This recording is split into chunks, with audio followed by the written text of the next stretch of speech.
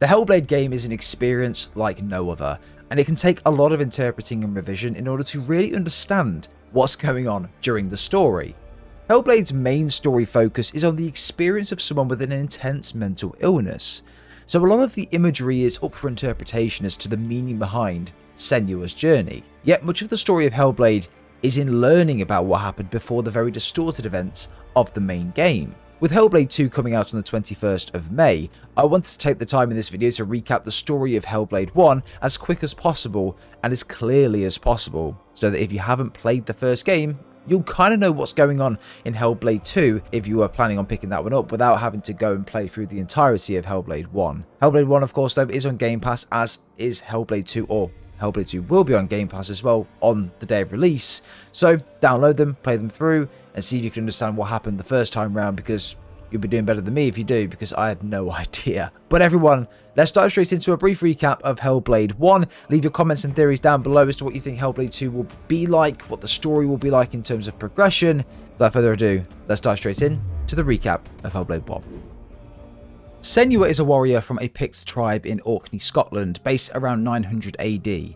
After her love Dillion is killed, she believes that his soul had been taken by the Norse gods, and set out with his severed head to try and bring him back to life.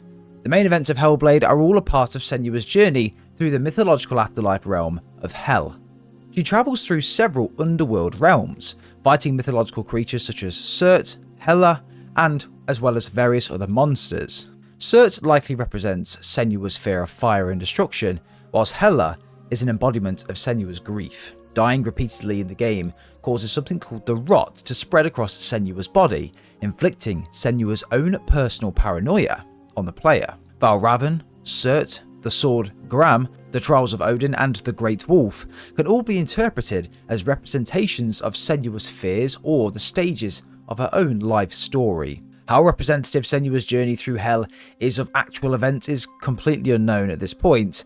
However, towards the end of the game, Senua does have wounds in the real world, suggesting that she did go on an actual journey that she interpreted through the lens of a trip to the afterlife. The journey of the game, however, though, is meant to be a story of emotional change rather than physical travel. Paying attention to the nuanced expressions of emotion is perhaps more important than trying to figure out what is actually happening in the world, as Senua battles monsters and solves different puzzles.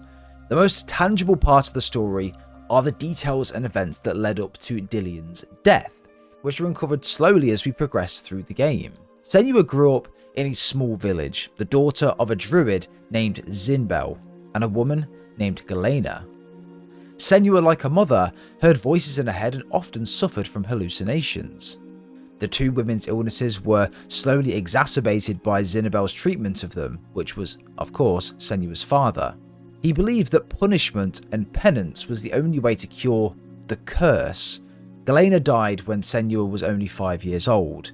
From what Senua initially believed at the start of the game, her mother committed suicide due to the darkness within her. Later in the story, however, it was in fact revealed that Zinbel actually spurred the villagers in their hometown to burn Galena at the stake as a form of penance. Zinbel's treatment of Senua only grew worse after her mother died. She was tortured, raised in isolation, and locked in a rune-covered cell. On the rare occasion that she was not under Zinbel's watchful eye, Senua would venture outside. On one of those excursions, Senua first saw the man who would become her lover, Dillion. Dillion was a young warrior practicing his swordsmanship, and Senua was entranced by his graceful movement. She began to make a habit of watching him and copying his movements in secret. Perhaps as a result of her condition, she was able to rapidly recognize the patterns that he displayed and learnt sword fighting extremely quickly. Eventually, Dillion noticed her and, impressed by her talent, wanted to get to know her a little bit better. Dillion pushed Senua to go through the trials to become a warrior for the village. As Dillion and Senua trained together, they fell in love. Dillion was understanding of Senua's mental illness as well, and her condition became less and less of an obstacle because of this support. Dillion convinced Senua to live with him instead of her father. Unable to prevent her from leaving, Zinbel told Senua that her curse would ruin the lives of those around her. Senua's life proceeded relatively happy though, until a string of tragic events convinced her that she was really cursed. The water supply of the village became contaminated by bodies left behind after a Viking raid.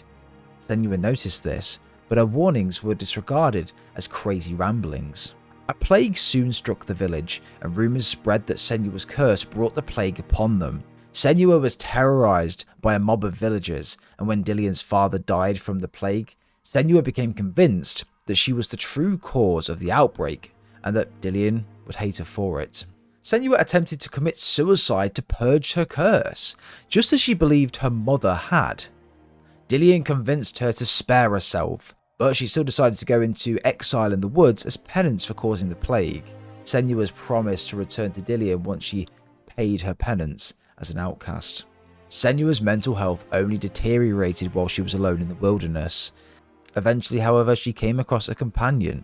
She found Druth, an old man wounded and on death's door in the woods. Senua managed to prolong his life, but he ultimately could not overcome his injuries. However, whilst Druth and Senna spent time together, he told her stories about the Viking myths and legends. Druth had been a scholar named Findin. He was sold into slavery to the Vikings after his family was killed. The Vikings used him to provide information on the villages to raid, which eventually drove him mad from the guilt. He became known as the Druth, a Viking word for fool. Druth eventually escaped the Vikings by running through the flames of a burning village. This act caused the injuries that would kill him, but not before he shared much of his wisdom to Senua. Senua then returned to the village, only to find it destroyed by a Viking raid. In a cutscene unlocked after collecting all of the game's lore stones, it's implied that Zimbel may have been the one to have tipped the Vikings off to the location of the village. The Vikings killed everyone and brutally murdered and strung up Dillion's corpse. Of course, Senua's lover. Dillion's brutal death sent Senua spiralling. He took his head, convinced that she could take it to Hela and bargain for Dillion's soul. This is when the main events of the game take place. After defeating Valravan, fighting Surt, claiming the sword of Gram, and passing through Odin's trials and fighting a great wolf, Senua finally reaches Hela. Hela forced Senua to fight hordes of the enemies that she'd already defeated on the way, eventually causing her to submit. Senua bargained with Hela, hoping to sacrifice herself for Dillion's soul. Hela showed no mercy and dropped Dillion's head into the abyss. When the camera pans back towards Senua, she stands in Hela's place, with Hela dead on the ground where Senua once lay. Hela represented the conflict within Senua, and letting go of Dillion finally allowed Senua to come to terms with her grief and defeat her internal suffering. Senua manages to overcome many of the negative aspects of a mental illness without curing it or just willing it away. The support of other people combined with the personal growth is necessary, making Hellblade one of the best portrayals of mental illness in a video game. Senua walks forward into the next steps of her journey, now more in control of her illness. The voices are still present and they will still talk, but Senua is now ready for what will come, and this massively sets the stage for Hellblade 2. Look, a massive shout out to Game Rant for the summary. I tried to write a summary for this, and I just couldn't get it. I could not really understand what happened, but when I read this, everything made so much more sense, and I wanted to bring this more light to you. So I'll leave the article down below in the description if you guys wanted to go check it out. It was written by Robin Mayalori, and again, all links below. Such a good job. Well done. But Hellblade was an interesting game for me.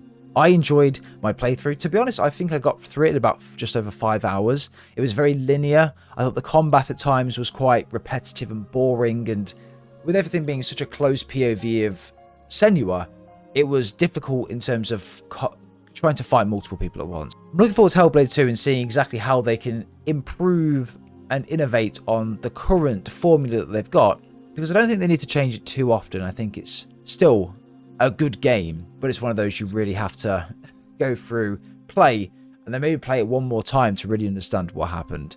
But guys, that is going to be it for today's video. I really hope you have enjoyed, and I hope this makes a bit more sense going into Hellblade 2. Let me know your thoughts and opinions down below. Will you be picking up Hellblade 2? It is free on Game Pass. Will you be playing it? If so, what are your expectations for the game? But thanks very much for everyone for watching. We'll see you guys Hellblade 2. Story Explained video will be coming out in the week. It's going to be a difficult one to try and get my head around, but I'll do my best to do so. We'll see you guys next time.